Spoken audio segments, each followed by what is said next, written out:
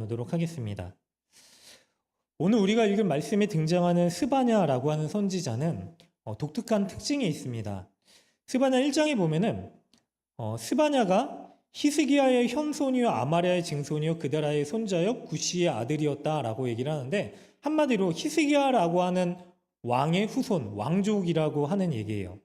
그런데 왕족 가운데 살아가던 그가 하나님의 부르심을 받아서 하나님의 말씀을 선포하는데, 특별히 스바냐에는 특징적인 말씀이 이 3장에 나오게 되는데, 우리 익숙한 찬양입니다.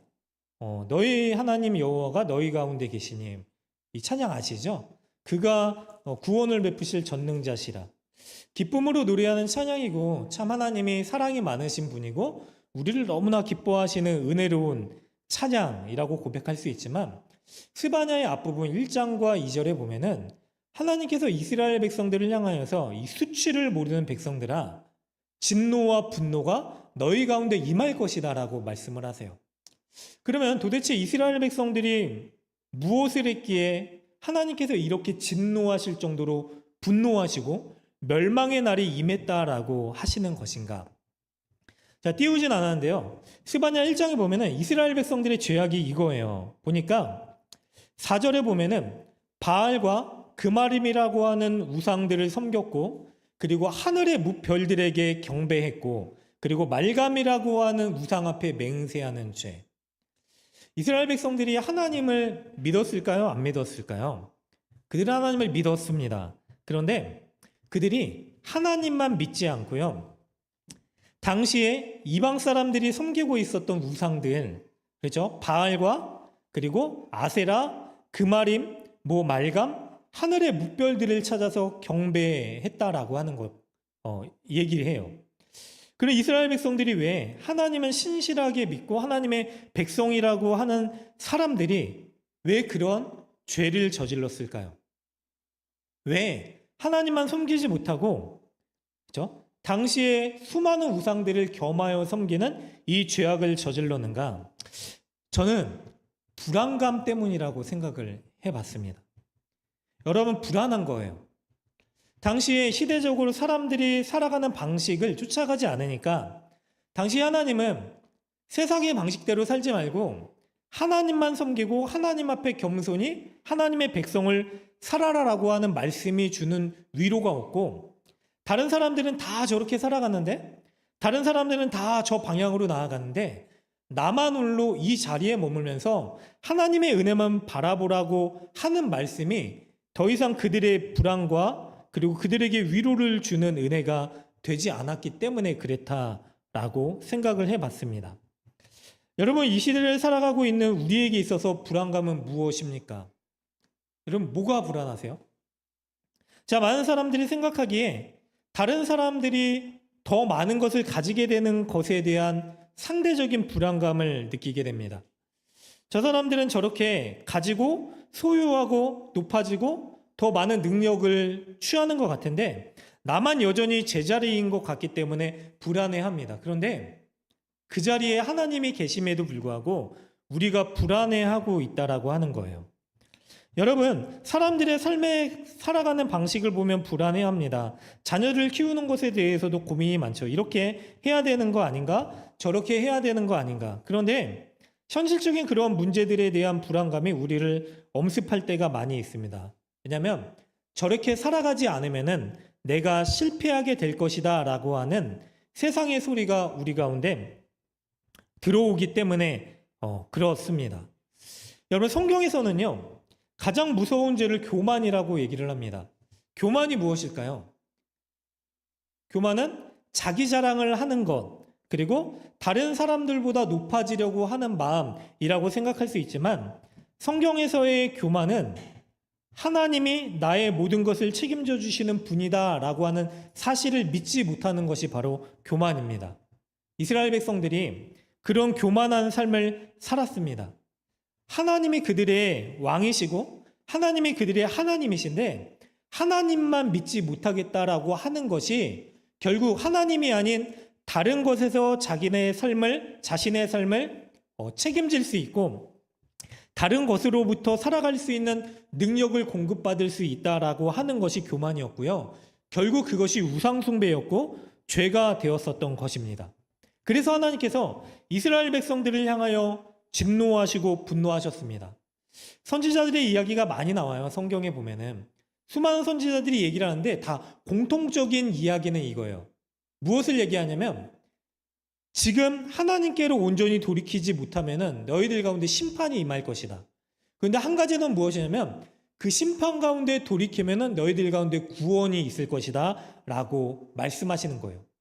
공통적으로 동일한 이야기를 계속해서 하시는데도 불구하고 이스라엘 백성들이 끊임없이 하나님께로 돌이키지 않고 하나님이 아닌 다른 것에서 그들의 능력과 힘, 살아갈 수 있는, 기댈 수 있는 것들을 찾기 시작했을 때 하나님은 그럼에도 불구하고 포기하지 않으시고 하나님의 사람들을 보내셔서 하나님의 마음을, 하나님의 이 애통함을, 하나님의 사랑을, 그리고 하나님의 우리를 향한 이 애절함을 말씀하고 계셨던 것이에요.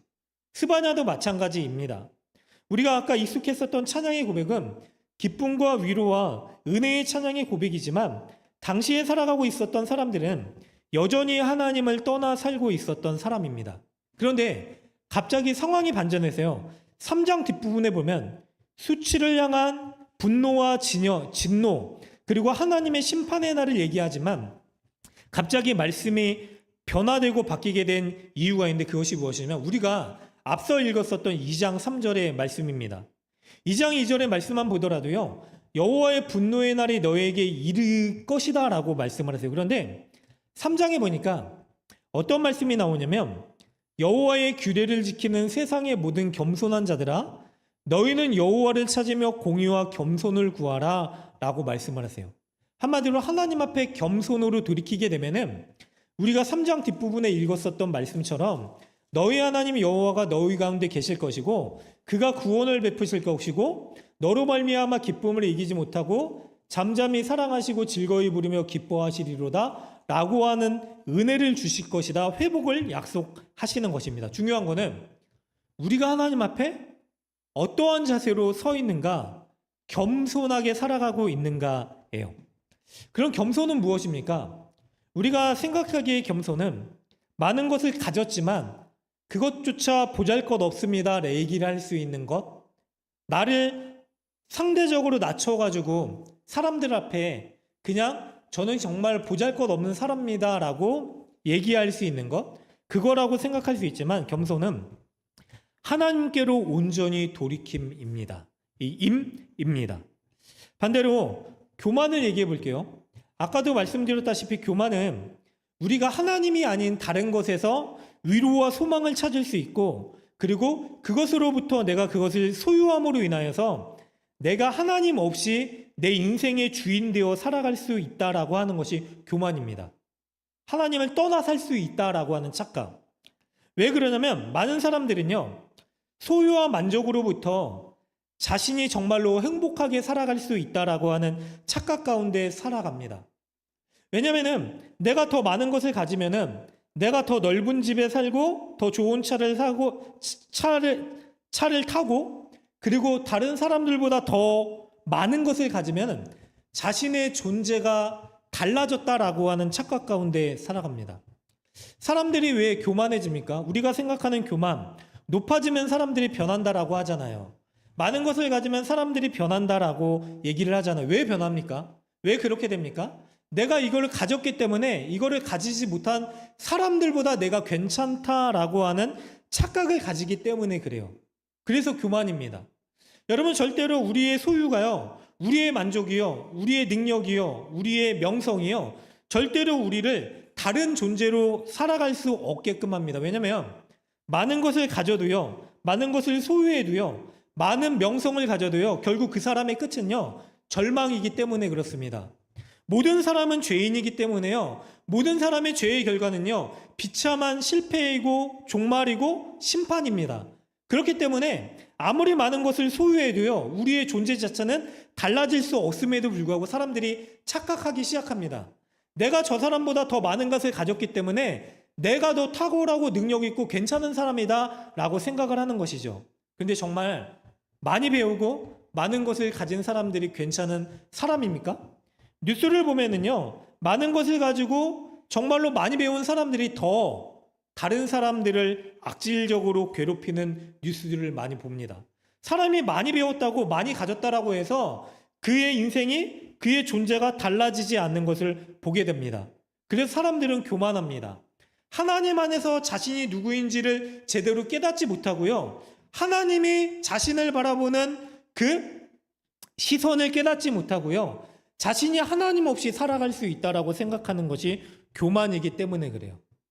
제가 왜 교만한 이야기를 계속하냐면은 겸손과 교만은 떨어질래야 떨어질 수 없기 때문에 그렇습니다.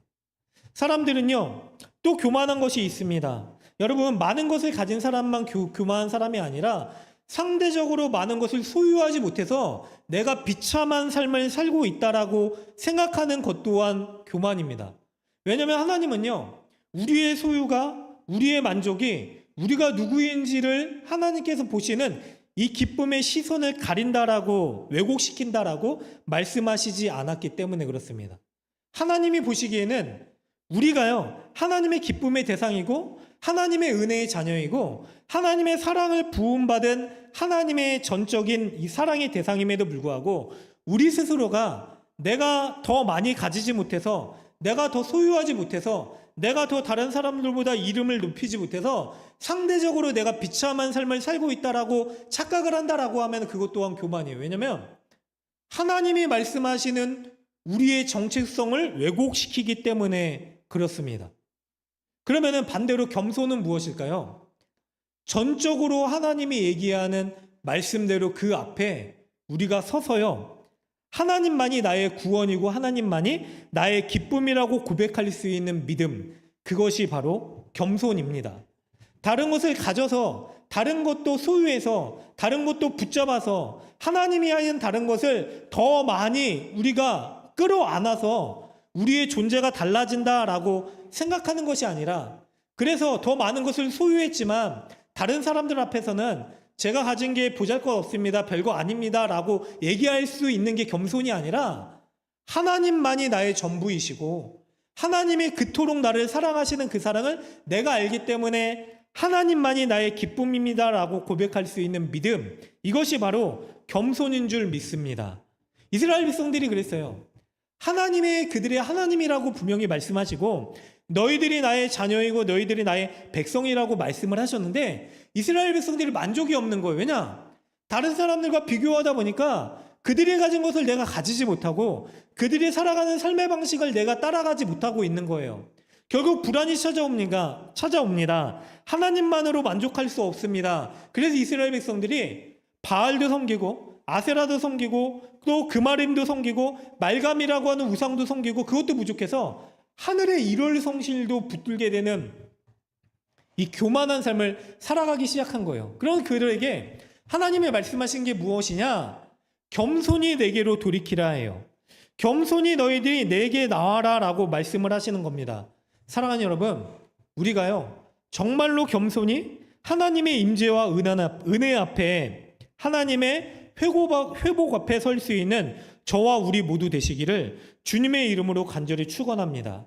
제가 계속해서 이 겸손과 교만의 정의를 말씀드렸기 때문에 무엇이 정말로 겸손이고 교만인가, 성경에서 얘기하고 있는 겸손과 교만을 가장 잘 보여주는 말씀, 비유가 있는데 바로 예수님이 누가복음 18장에서 하신 말씀이에요. 거기 보면은 바리새인들, 종교 지도자들이 나와요. 그리고 상대적으로 비교되는 대상이 누구냐면은 세리예요. 죄인들이에요. 그런데 그때 바리새인들은 예수님이 뭐라고 말씀하시냐면 하나님 앞에서 이렇게 얘기를 하는 거예요. 하나님, 저는 법 없이도 살 수 있을 정도로 율법을 잘 지켰습니다. 그리고 하나님 앞에 모든 헌신을 다했습니다. 그런데 그들의 말은 다 이거였어요. 제가 저 세례보다 다른 사람들보다 더 하나님 앞에 헌신했습니다. 제가 저 세례보다 더 금식했습니다. 제가 더 죄인들보다 더 많은 11조를 했습니다. 제가 다른 사람들보다 더 기쁨의 예배를 드리고 다른 사람들보다 더 헌신했습니다예요. 그가 바라보고 있는 대상은 누구냐면 다른 사람이었어요. 여러분, 겸손은 무엇이냐면요, 하나님 앞에 살아가는 내가 누구인지를 깨닫게 되는 거예요. 그런데요, 하나님을 믿는다라고 하는 바리새인들 종교 지도자였음에도 불구하고 그들이 하나님 앞에 선 자신이 누구인지를 보는 게 아니라 다른 사람들 앞에선 자기가 누구인지를 계속해서 드러나려고 했기 때문에 그들을 교만하다라고 예수님이 비판하셨어요. 근데 반대로 모든 사람이 보기에는 죄인이고 모든 사람들이 보기에는 정말로 끔찍한 죄악을 저지르고 있는 세리들인데 그 세리는 어떻게 행했는가? 하나님 앞에 서서요. 하나님 앞에 선 저는 죄인입니다.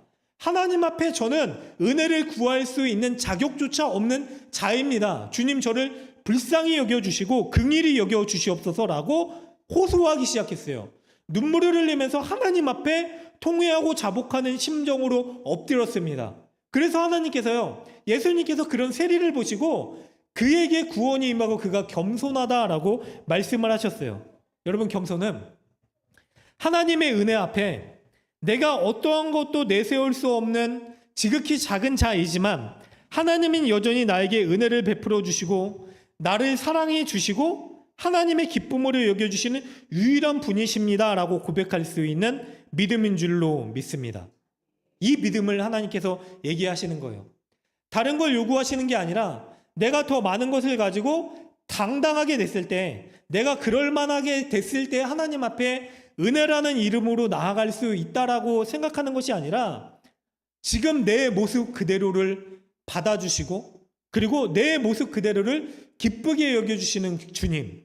그래서요, 내 모습 그대로 주님 앞에 나아가 주님, 주님만이 나의 전부이십니다. 주님, 주님께서 정말로 나를 사랑하십니다 라고 눈물로 고백할 수 있는 것. 사랑하는 여러분, 이 겸손한 믿음을 주님께서 오늘 우리에게도 찾으시는 줄로 믿습니다. 자, 그러면 하나님께서 이런 은혜 가운데 나오는 이스라엘 백성들에게 어떤 약속을 주시는가? 17절로 넘어가 보니까요, 너희 하나님 여호와가 너희 가운데 계시니 라고 말씀을 하세요. 먼저 하나님께서 주시는 말씀이 이거예요. 하나님께서 사람을 창조하시고 가장 먼저 고백하셨던 고백이 무엇인지 아세요? 내가 기쁘다, 기쁘다예요. 다른 동물들을 창조하시고 나서는 그런 말씀을 하지 않으셨는데 하나님께서 자기의 형상대로 사람을 창조하시고 나서 하셨던 고백이 무엇이냐면 하나님께서 기쁘다라고 하는 고백을 2번이나 하세요. 자, 하나님이요, 드디어 하나님과 함께 기쁨을 나눌 수 있는 대상을 지으시고 기뻐하셨던 거예요. 그런데 사람이요, 하나님 앞에 죄를 저질리죠. 노아의 스토리를 여러분 아세요? 노아의 백성, 노아가 살아가던 시대의 모든 사람들이요, 얼마나 끔찍한 죄악을 저질렀냐면 성경에 이런 기록이 있어요. 육신으로 변해버린 사람들을 향해서 하나님이 나의 영이 영원히 그들과 함께하지 아니하리라 라고 하는 말씀을 하세요. 하나님이 이스라엘 백성들을 향해서 이 스바냐를 통해서 하신 말씀도 그거예요. 진노의 날, 심판의 날이 임하게 될 것인데 그때 하나님께서 그들을 떠나시겠다라고 선언하시는 거예요. 여러분, 하나님의 떠나심이 우리 가운데 아무런 일도 일어나지 않는 것 같은 별것 아닌 일입니까? 절대로 그렇지 않아요. 제가 누누이 말씀드렸지만 심판과 멸망, 지옥은 어떤 자리냐면요, 성경에서는 불길이 끔찍히 일어나서 고통스러운 자리라고 얘기를 하지만 왜 지옥 그리고 심판의 자리가 왜 우리가 두렵고 떨리는 자리가 될 수밖에 없냐면 그곳에서는 다시는 하나님을 찾을 수도 없고 하나님을 구할 수도 없는 하나님의 은혜가 영원히 가리워진 자리이기 때문에 그래요. 그런 거 있잖아요. 사람이 마음을 먹고 마음이 떠나버리고 영원히 저 사람을 떠나버리겠다라고 하는 거, 변심, 이런 것들 무섭잖아요, 여러분. 그런데 하나님의 마음이 떠나버렸다라고 하는 거, 다윗이 이런 고백을 해요. 시편에 보면은 다윗이 하나님 앞에 두렵다라고 고백하는 것이 무엇이냐면 왕위에서 쫓겨나게 될까봐를 두렵다라고 고백한 게 아니라 나를 주 앞에서 쫓아내지 마시며 주의 성령을 내게 거두지 마소서라고 고백을 해요. 하나님 제발 나의 죄악 때문에 나를 떠나지 말아 주시옵소서라고 하는 고백, 이것이 두렵다라고 얘기를 하는 거예요. 그러면 사람에게 있어서 가장 기쁨되는 일은 무엇인가? 하나님이 함께 하시는 은혜인 줄로 믿습니다. 그걸 하나님이 약속하시는 거예요. 겸손히 하나님 앞에 엎드려 하나님을 찾고 하나님의 은혜를 구할 수 있는 사람을 향해서 주시는 변하지 않는 약속이 무엇이냐면 내가 너와 함께 하겠다라고 하는 약속. 여러분, 하나님의 함께 하심이 여러분들에게 어떤 은혜이고 위로로 경험되어지십니까? 제가 저희 어머니를 생각했을 때 제일 답답하고 그리고 안타까운 게 무엇이냐면 날마다 우시는 거예요. 교회를 하면. 기도를 하면 날마다 우시는 거예요.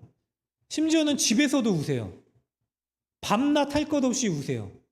소파에 앉아서 방에서 부르짖어 울면서 기도하세요. 제가 그런 모습을 보면서요. 아니 왜 저렇게 우시는가? 왜 저렇게 울 수밖에 없는가?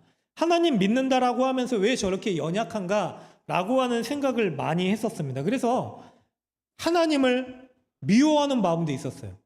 하나님 앞에 저렇게 간구하는 사람에게 하나님 좀 능력 좀 주시고 그리고 위로도 좀 주시고 힘과 권세를 좀 주셔서 하나님 찾는 사람이 떳떳하게 당당하게 힘있게 살아가게끔 하시지 왜 저렇게 울게 만드시는가. 그래서 엄마한테 교회에서 울지 좀 말라고 얘기를 했어요. 어릴 때니까.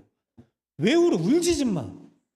도대체 엄마 때문에 창피해서 교회를 못 가겠어 라고 얘기를 했었어요. 그런데 시간이 지나고 보니까 하나님 앞에 울 수 있는 게 가장 큰 은혜다라고 하는 것을 제가 깨닫게 됐어요. 여러분, 하나님을 찾을 수 없는 사람들은요, 정말로 절망과 그 영혼을 짓누르는 슬픔이 찾아오게 되면은, 소망을 잃어버리는 암흑이 찾아오게 되면은, 여러분, 그 손을 놓아버리게 됩니다. 의지할 곳이 없어서요, 절망하게 돼요. 그런데 하나님을 찾는 자들은요, 보기에 연약한 것 같고, 정말로 보잘것없는 것 같고, 미련한 것 같지만은요, 극심한 고난과 절망이 찾아오더라도요, 그가요, 낙심하여 인생의 끝자락까지 치달아가지 않을 수 있는 은혜가 남겨지게 되는데 그것이 무엇이냐면요, 바로 그곳에서 하나님을 찾을 수 있는 거예요. 하나님이 함께 하심이요. 그래서 그리스도인들, 믿음의 사람들에게 정말로 세상이 줄 수 없는 위로이고 능력이에요. 울더라도 하나님을 붙들 수 있기 때문에 다시 일으켜줄 수 있는 하나님의 은혜가 있음을 소망 삼아 일어날 수 있는 것입니다. 하나님이요, 내가 너와 함께 하시겠다라고 하는 말씀이요, 위로가 될 수 있는 거는요, 세상 모두가 다 떠나가더라도, 세상 모든 것이 다 무너지더라도 내가 너와 함께 있기 때문에 네가 절망하지 않을 수 있다라고 하는 하나님이 함께 하시는 약속이기 때문에 그렇습니다. 우리와 함께 하시는 주님으로 말미암아서 우리가 다시금 일어난 힘을 얻고 기쁨을 얻을 수 있는 소망이기 때문에 그렇습니다. 여러분, 가장 큰 비극이 찾아오고 사랑하는 가족조차도 나를 떠난 것 같은 그 철저한 고독과 외로움에 사무쳐 여러분, 절망 가운데 눈물로 우리의 침상을 적실 때조차도요, 우리가 아무도 이해할 수 없는 것 같은 시간을 보내는 것 같지만 분명히 주님은, 우리 하나님은 여러분과 함께하고 계심을 기억하시고요, 겸손이 다른 게 아니라 그랬잖아요. 겸손히 주님 앞에 엎드려서 주님의 은혜를 구할 수 있는 것. 아니, 주님만이 나의 도움이시오, 나의 위로자 되실 수 있습니다 라고 고백할 수 있는 이 은혜를 저와 우리 모두가 경험할 수 있으시기를 주님의 이름으로 간절히 축원합니다. 그 하나님이 구원을 베풀어 주시고요, 제가 정말로 성경 가운데 이해할 수 없는 말씀 가운데 하나가 이거였어요. 우리를 보시고 기쁨을 이기지 못하신대요. 저의 삶을 돌이켜보면요, 내가 뭐가 기쁘다라고 얘기를 하시는 걸까? 제가 그랬잖아요. 사고로 인해서 죽고 다시 살아났을 때 제일 먼저 했었던 생각이 하나님 도와주세요, 살려주세요, 저 어떻게 살아가야 돼, 이게 아니라 왜 나 같은 자를 살려두셨을까? 왜 나 같은 자를 부르셨을까? 지금도 이해할 수 없는 게요, 왜 하나님께서 나 같은 자에게 은혜를 주셔가지고 왜 하나님을 믿을 수 있는 믿음을 주시고 하나님께서 말씀을 전할 수 있는 목회자로 살아가게끔 하셨는가? 도저히 이해할 수 없는데요, 도저히 그냥 납득도 되지 않고 용납도 되지 않는데 그냥 사무치는 말씀처럼 내가 너를 기뻐한다, 그냥 기뻐한다 라고 말씀을 하고 계시는 거예요. 자녀를 보면은요, 조금 약간이나마 그런 기쁨을 알게 되는 것 같아요. 무얼 하지 않아도요, 그냥 나를 닮은 존재가 있다라고 하는 것 자체가 기쁨이 되는 순간이 있잖아요. 울고 떼를 쓰고 그리고 부모가 싫어하는 것을 알면서 그냥 그거를 억지로 그냥 의도적으로 하는 자녀라고 하더라도요, 어떤 때에 보면은요, 그래, 이 아이가 내 사랑하는 자녀지, 그래, 이 아이가 내 기뻐하는 존재이지, 내 사랑의 대상이지, 살아가는 삶의 목적이지 라고 하는 사랑과 위로를 줄 때 그렇습니다. 그런데 하나님께서요, 우리를 기쁨으로 여겨주신다라고 하는 거, 내가 너를 자녀 삼고 내가 너를 나와 같이 기쁨으로 여기고 내가 내 생명을 다하기까지 너를 사랑한다라고 하는 이 말씀이요, 그래서 우리에게 닦아지지 않을 눈물이 없을 정도의 위로가 되고 힘이 될 수 있는 거예요. 우리는 이해가 되지 않지만은요, 하나님이 우리를 그렇게 바라봐 주신대요. 때로는 우리가 세상을 살아가면서 이스라엘 백성들처럼 내가 이것도 해야 되고 저것도 해야 되고 이것도 추구해야 되고 이 삶의 방식으로 나아가는 게 내가 세상 가운데 실패하지 않은 것 같고 내가 하나님의 기쁨되는 사람으로 살아가는 것 같고 내가 다른 사람들의 인정을 받으며 살아가는 것 같고 내가 그래서 내 정체성 가운데 내가 존귀하다라고 하는 내 증명을 할 수 있는 것 같이럼 살아가지만 하나님은 그게 아니라 그냥 내가 너를 기쁨으로 여겨주시겠다라고 하는 거예요. 나를 찾고 나를 구하고 내 안에 거하기를 바라는 나의 자녀를 내가 기쁨으로 여겨주시겠다라고 말씀을 하시는 겁니다. 여러분, 이해할 수 없는데요, 그 사랑의 선언을 우리 가운데 말씀하고 계시는 거예요. 마치 예수님이요, 세상 가운데 오셨을 때 성부와 성자와 성령 하나님이 함께 하시는 최초의 사건, 이 땅 가운데서의 지상 가운데의 사건인데 그게 무엇이냐면 세례를 받으실 때 하늘에서 소리가 나요. 이는 내 사랑하는 아들이라 내가 너를 기뻐하노라. 그리고 나서 천사처럼 비둘기처럼 임하는 성령님의 임재가 그 자리에 있게 돼요. 예수님 가운데 성부와 성령 하나님이 함께 하시면서요, 이 삼위일 일체 하나님의 은혜가요, 예수님을 기쁨으로 여기는 사건이 있게 돼요. 그리고 나서 예수님이 어떤 말씀을 하시냐면요, 아버지 하나님이시여 주님이 나를 기뻐하시듯이 내가 기쁨으로 여기는 나의 백성들이, 나의 자녀들이, 나의 제자들이, 나의 사람들이 하나님의 기쁨이 되기를 원합니다라는 고백을 하세요.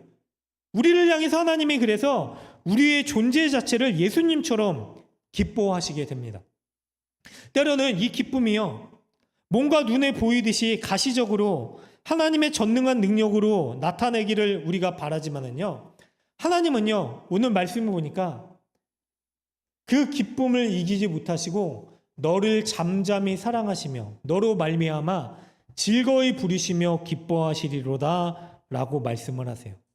여러분, 잠잠히 우리를 바라보시는 하나님, 잠잠히 우리의 영혼, 우리의 모습 그 자체를 기쁨으로 여겨주시는 그 하나님이 오늘 우리와 함께 하시면서요, 우리를 그냥 우리의 모습 그대로 하나님께서 기뻐하시고 때로는 눈물과 기쁨의 이 환희가 그치지 않을 정도로 사랑으로 여겨주고 계시는 유일한 분이심을 우리가 잊지 않으시기를 간절히 바라고요. 그래서 하나님이 여러분들을 바라보시는 하나님의 사랑의 관점을 우리 스스로 왜곡하지 않으시고, 여러분, 우리가 더 뭔가를 만족시켜서 뭔가를 가져서 더 높아지고 많아져서 그래서 더 큰 영광과 기쁨으로 하나님 앞에 서는 자들이 아니라 우리의 모습 그대로, 우리가 살아가는 자리 그대로, 때로는 상처투성이이고 죄악 가운데 냄새나는 모습으로 살아갈지라도 우리를 하나님의 사랑의 은혜로 덮어주시고 용납하시고 기쁨으로 여겨주시는 그 은혜의 하나님을 바라보시고 우리가 담대히 견디기 어려울 때조차라도 우리의 모습이 초라하게 보일 때조차라도 그 주님의 은혜하게 거하기를 소망하며 살아갈 수 있는 저와 우리 모두 되시기를 주님의 이름으로 간절히 축원합니다. 잠잠히 하나님이요 여러분들을 지금도 지켜보고 계시고요. 하나님의 넘치는 사랑과 기쁨으로 우리를 그 사랑의 대상으로 여겨주신다라고 하는 사실이 이 땅을 살아가면서 우리가 고난의 날이 멈추지 않고 또 눈물이 멈추지 않아서 때로는 밤을 지새우고 또 우리의 모습을 보면은 정말로 초라해 보이는 모습을 보는 것 같은 상황 가운데서도 우리를 넉넉하고도 부유하게 일으키실 수 있는 유일한 힘임을 우리가 절대로 잊지 않으시고 그 하나님의 은혜의 사랑 가운데 살아갈 수 있으시기를 주님의 이름으로 간절히 축원합니다. 누군가를 사랑하는 대상에게요 노래가 그치지 않잖아요. 그러면 세상의 노래의 주제가 뭐죠? 다 사랑의 고백이잖아요. 사랑의 세레나데. 저도 저희 아내를 향해서 저희 아이를 향해서 그런 노래를 많이 불러요. 이름을 넣어가면서. 네. 멈출 수 없는 사랑. 끊어지지 않는 사랑. 여러분 다 한 번쯤 해보셨잖아요. 그 사랑이 우리 가운데 들려지고 있어요. 그래서 그 들은 이 기쁨의 고백으로 우리 입술 가운데 하나님을 기뻐하며 살아갈 수 있으시기를 간절히 바랍니다.